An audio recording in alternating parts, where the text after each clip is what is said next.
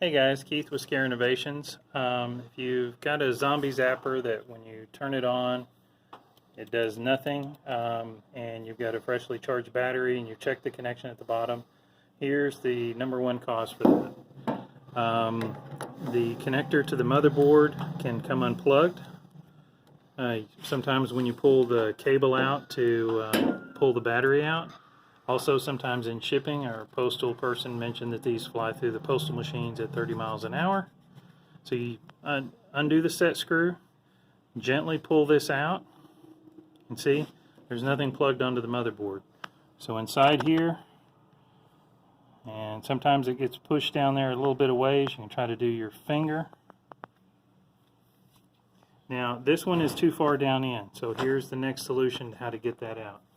First of all, remove the battery, because the Velcro allows you to pull the cable further down in there. So I've removed the battery, and so now I'm going to pop out the power switch just a little bit here. They pop out, they snap in like so. This gives clearance for the cable to move forward. Same thing with the trigger button. It's also a pop out.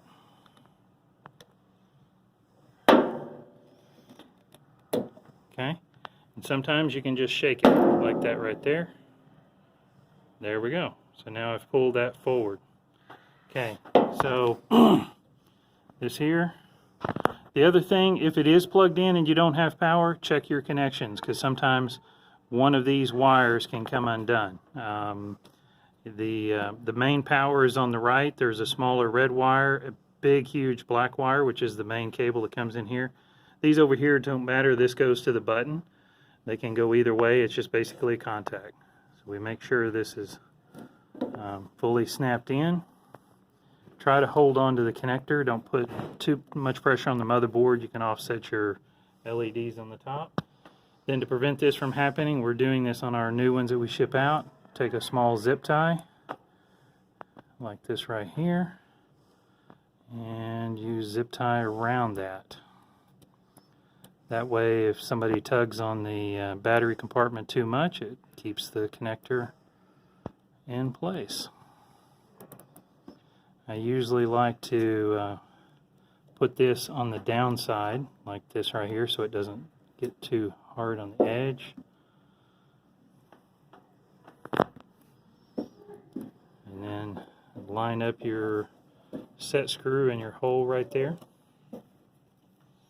Move that back in place. Leave the other cables out until you get that in there, and that will usually push down once it lines up on the hole.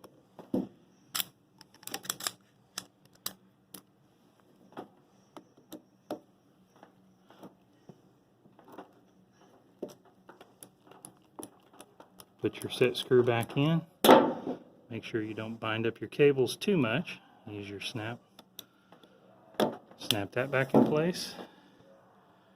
Same thing with your push button. Snap that in place.